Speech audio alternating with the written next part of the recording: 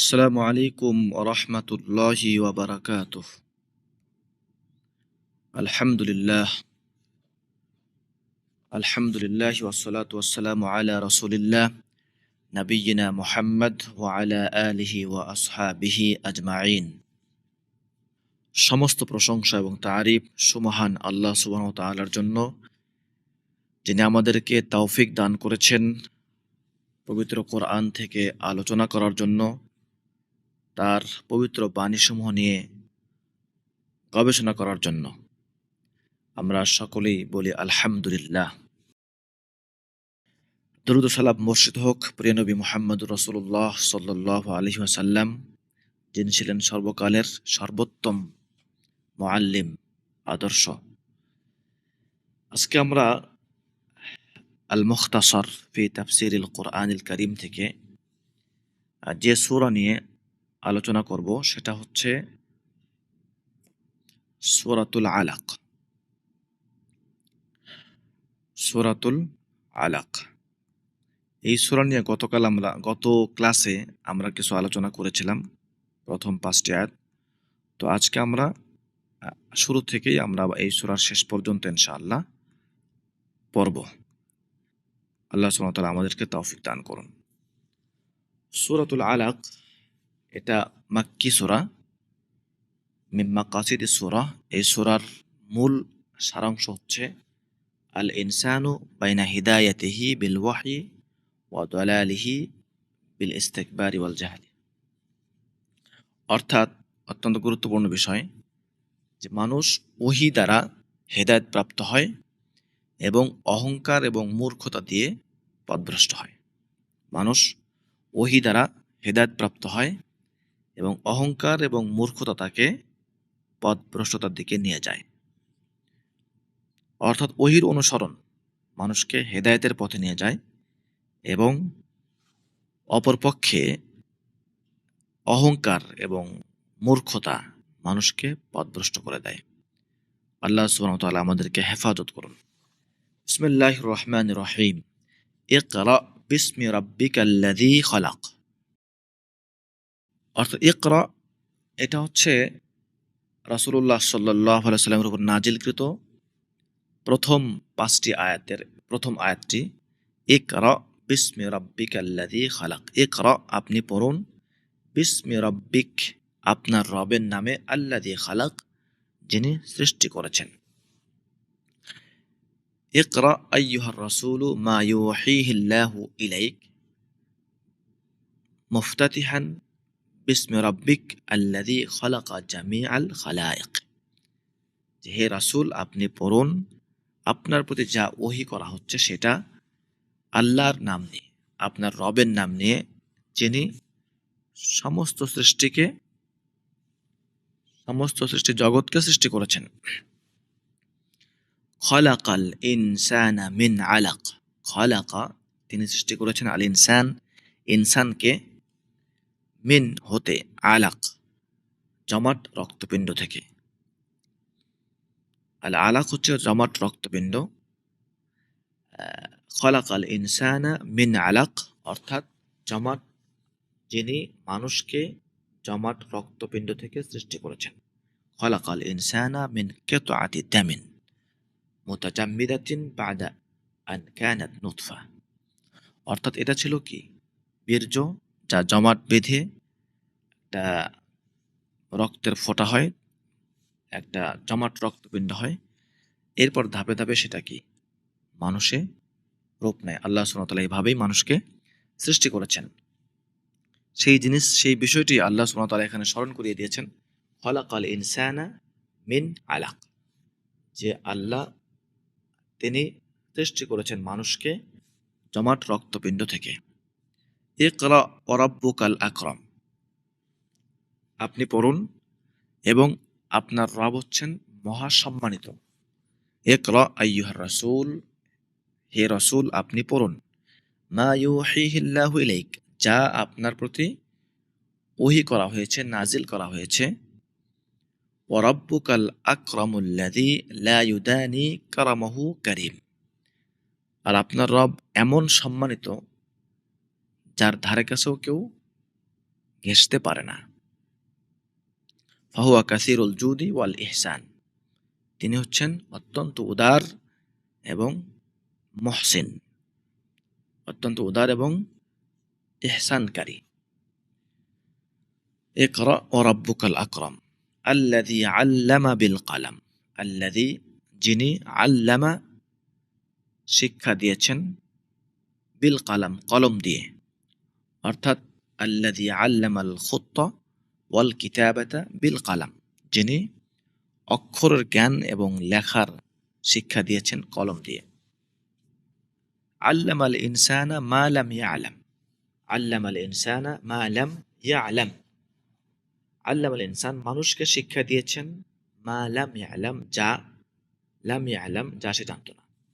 আল্লামাল ইনসানা মা লাম ইয়াকুন ইয়ালাম, অর্থাৎ তিনি ইনসানকে এমন বিষয় শিক্ষা দিয়েছেন যা সে জানত না। কাল্লা ইন্নাল ইনসানা লায়াতগা, কাল্লা কখনোই নয়, আবার এরকম অর্থ আছে কাল্লা যে যথার্থভাবেই, আসলে, ইন্নাল ইনসানা নিশ্চয়ই মানুষ, লায়াতগা অর্থাৎ সীমালঙ্ঘনকারী, মানুষ কি সীমালঙ্ঘন করে, নিশ্চয়ই মানুষ এমন যে সে সীমালঙ্ঘন করে। হাক্কান মানে যথার্থভাবে, ইন্নাল ইনসানাল ফাজিরা মিসলা আবি জাহলিন, যে ফাজির মানুষ যারা, পাপী পাপাচারী মানুষ যারা, তারা যেমন আবু জেহেল, আবু জেহেলের মতো যারা পাপাচারী, তারা কি করে, লা ইয়াতাজাওয়াজুল হাদ্দি ফি তাআদ্দি হুদুদিল্লাহ, তারা কি করে আল্লাহর যে সীমা দেয়া আছে সেই সীমাকে তারা লঙ্ঘন করে। নিশ্চয়ই আবু জেহেলের মতো যারা পাপাচারী ব্যক্তি, এরা লা ইয়াতাজাওয়াজুল হাদ্দি, তারা কি করে সীমা অতিক্রম করে, ফি তাআদ্দি হুদুদিল্লাহ, আল্লাহর নির্ধারিত সীমা, সেই সীমাকে তারা অতিক্রম করে। অর্থাৎ আল্লাহ যা নিষেধ করেছেন সেটা সে করে, আর আল্লাহ যেটা আদেশ করেছেন সেটা সে করে না। তাহলে সীমা হচ্ছে আল্লাহর আদেশ এবং নিষেধ, এটি হচ্ছে কি সীমা। আর রাআহু ইস্তাগনা লিআজলি, আর রাআহু ইস্তাগনা, এর কারণটা হচ্ছে যে সে তাকে নিজেকে দেখে অভাবমুক্ত, সে নিজেকে অভাবমুক্ত মনে করে। লিআজলি আর রাআহু ইস্তাগনা বিমা লাদাইহি মিনাল জাহি ওয়াল মাল, কারণ হচ্ছে যে সে তাকে অভাবমুক্ত দেখে, তার কাছে যে ইজ্জত সম্মান আছে এবং যে মাল আছে, এগুলোর কারণে সে মনে করে সে অবমুক্ত। ইন্না ইলা রাব্বিকার রুজআ, ইন্না ইলা রাব্বিকার রুজআ, এরপর আল্লাহ সুবহানাহু ওয়া তাআলা বলছেন নিশ্চয়ই, ইলা রাব্বিকা তোমার রবের দিকেই, আপনার রবের দিকেই, আর রুজআ প্রত্যাবর্তন, আর রুজআ প্রত্যাবর্তন, ফিরে যাওয়া। ইন্না ইলা রাব্বিকা আইয়ুহাল ইনসান, নিশ্চয়ই আপনার রবের দিকেই, তোমাদের রবের দিকেই, আইয়ুহাল ইনসান হে মানুষ, আর রুজুআ ইয়াউমাল কিয়ামাতি ফায়ুজাজি কুল্লাম বিমা ইয়াস্তাহিক, নিশ্চয়ই হে মানুষ, রবের দিকেই তোমাদেরকে প্রত্যাবর্তন করতে হবে কিয়ামতের দিন, এবং তিনি সেদিন তোমাদেরকে তোমাদের যেটা হক, তোমাদের যেটা প্রাপ্য সেটা দিবেন। অর্থাৎ এটা কি একটা তাহদির, যেটাকে বলা হয় সতর্কতা, যে অবশ্যই তোমাদেরকে রবের দিকে ফিরে যেতে হবে এবং সেখানেই তোমাদেরকে তোমাদের প্রতিদান দেয়া হবে। আরাআইতাল্লাযী ইয়ানহা, আরাআইতাল্লাযী ইয়ানহা, আপনি কি তাকে দেখেছেন যে কি করে মানুষকে, যে বিরত রাখে। আরাআইতাল্লাযী ইয়ানহা, আরাআইতা আ'জাবা মিন আমরি আবি জাহলিন আল্লাযী ইয়ানহা, এর অর্থ হচ্ছে আরাআইতাল্লাযী ইয়ানহা, আপনি কি তাকে দেখেছেন, আপনি কি তাকে দেখেছেন যে বিরত রাখে। আরাআইতা আ'জাবা মিন আমরি আবি জাহলিন, আপনি কি আবি জেহেলের সেই বিস্ময়কর কাজটি দেখেছেন, অবাক করা কাজ, যে সে কি করে বিরত রাখে। আবদান ইদা সাল্লা, অর্থাৎ আবদানা মুহাম্মাদান সাল্লাল্লাহু আলাইহি ওয়াসাল্লাম ইদা সাল্লা ইনদাল কাবা, যে সে কি কাকে বিরত রাখে, কোত্থেকে বিরত রাখে, মুহাম্মদ সাল্লাল্লাহু আলাইহি সাল্লামকে, তিনি যখন কাবার নিকটে সলাত আদায় করেন তখন তাকে সেই সলাত থেকে বাধা দেয়, সলাৎ থেকে আবু জেহেল বাধা দিত। আরাআইতা ইন কানা আলাল হুদা, আল্লাহ সুবহানাহু ওয়া তাআলা বলছেন আরাআইতা ইন কানা আলাল হুদা, আপনি কি দেখেননি, আরাআইতা আপনার কি মনে হয়, আপনি কি দেখেন না, ইন কানা আলাল হুদা, যদি সে হেদায়েতের উপর থাকে, মানে বিষয়টা কেমন হবে যদি সে হেদায়েতের উপর থাকে। আরাআইতা ইন কানা হাযাল মানহি আলা হুদান আও বাসীরাতিন মির রাব্বিহ, যদি এই যাকে বাধা দেওয়া হচ্ছে, কেমন হবে যাকে বাধা দেওয়া হচ্ছে তিনি যদি হেদায়েতের উপর থাকেন এবং আলা বাসিরা বা সুনির্দিষ্ট সত্য ইলমের উপর থাকেন তার রবের পক্ষ থেকে, তাহলে কেমন হবে। আও আমারা বিত্তাকওয়া, অথবা যদি এমন হয় যে এই ব্যক্তি তাকওয়ার আদেশ দিচ্ছে, আও কানা ইয়া'মুরুন নাসা বিতাকওয়াল্লাহি বিমতিসালি আওয়ামিরিহি ওয়াজতিনাবি নাওয়াহিহি, যে সে আল্লাহকে ভয় করার নির্দেশ দিচ্ছে মানুষকে, যাতে করে সে কি আল্লাহর আদেশগুলো মেনে নেয় এবং আল্লাহর নিষেধ থেকে বেঁচে থাকে। যদি তিনি এই ধরনের আদেশ দিয়ে থাকেন, আয়ুনহা মান কানা হাদা শা'নু, যার এরকম অবস্থা তাকে কি বাধা দেওয়া উচিত, তাকে কি বাধা দেওয়া যায়। অর্থাৎ আবু জেহেল এই যে ব্যক্তি মুহাম্মদ সাল্লাল্লাহু আলাইহি সাল্লামকে বাধা দিচ্ছে সলাৎ থেকে, যদি তিনি মানুষকে তাকওয়ার আদেশ দেন, হ্যাঁ, যদি তিনি সত্যের উপর প্রতিষ্ঠিত থাকেন, তাহলে তাদের কি অবস্থা হবে। যে ব্যক্তি আবু জেহেল এবং তার মতো যারা এই কাজে বাধা দিচ্ছে, তাহলে তাদের কি অবস্থা হবে, আল্লাহ সুবহানাহু ওয়া তাআলা এমনটাই এখানে বলেছেন। আরাআইতা ইন কাযযাবা ওয়া তাওয়াল্লা, যদি এমন হয়,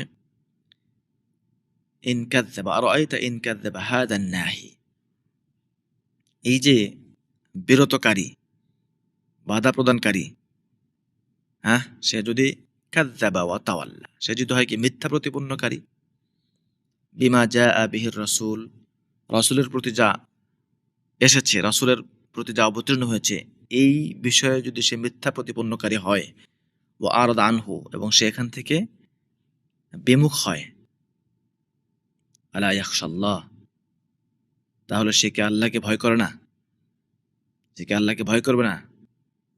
আরাআইতা ইন কাযযাবা হাযা নাহি বিমা জাআ বিহির রাসূল, এই বাধা প্রদানকারী ব্যক্তি অর্থাৎ আবু জেহেল এবং তার মতো যারা আছে সকলেই উদ্দেশ্য, এরা যদি কি হয়, হাদা রাসূল বিমা, মিথ্যা প্রতিপন্নকারী হয় এবং তার থেকে মুখ ফিরিয়ে নেয়, তাহলে সে কি এই ব্যাপারে আল্লাহকে ভয় করে না, এটাও তাকে সতর্ক করা হচ্ছে। এবং এই ধরনের মানুষ যারা আছে, যারা দ্বীনের কাজে, আল্লাহর আনুগত্যের কাজে বাধা প্রদান করে, তাদেরকে সতর্ক করা হচ্ছে, সাবধান করা হচ্ছে, ধমক দেওয়া হচ্ছে এখানে। আলা ইয়াখশাল্লাহ, তারা কি আল্লাহকে ভয় করে না যে তারা এই কাজ করছে কিভাবে। আলাম ইয়ালাম বিআন্নাল্লাহা ইয়ারা, আরো ভয় করানো, ভয় দেখানো হচ্ছে। আলাম ইয়ালাম, সে কি জানে না, বিআন্নাল্লাহা ইয়ারা, যে আল্লাহ তাকে দেখছেন।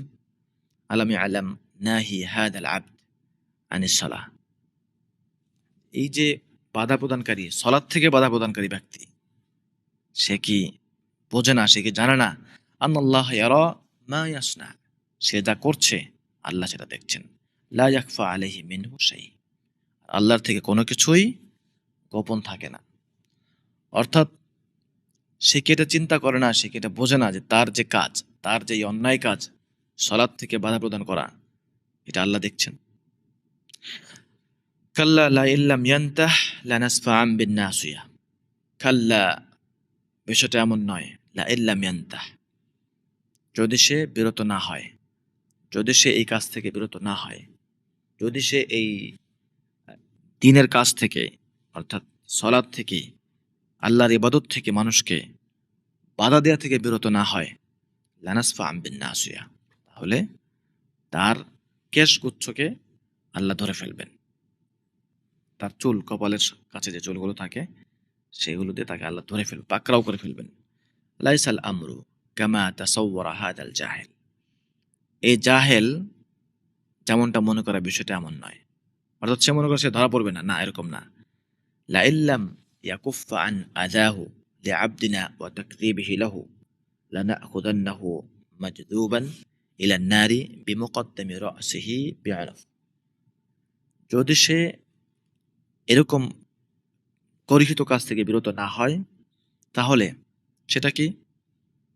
তাকে কষ্ট দেয়া, আমাদের এই বান্দাকে মুহাম্মদ সাল্লাল্লাহু আলাইহি ওয়াসাল্লামকে কষ্ট দেয়া, ওয়া তাকযীবিহি এবং তাকে মিথ্যা প্রতিপন্ন করা, এই কাজগুলো থেকে যদি সে বিরত না হয় এই মূর্খটা, তাহলে লানা'খুযান্নাহু মাজযুবান ইলা an-নারি, তাহলে তাকে আগুনের দিকে উল্টো করে নিয়ে যাওয়া হবে বিমুকদ্দামি রা'সিহি বি'আনফ, অর্থাৎ অর্থাৎ তার নাকের উপর দিয়ে, সে নাক ছেঁচড়িয়ে সে কি করবে?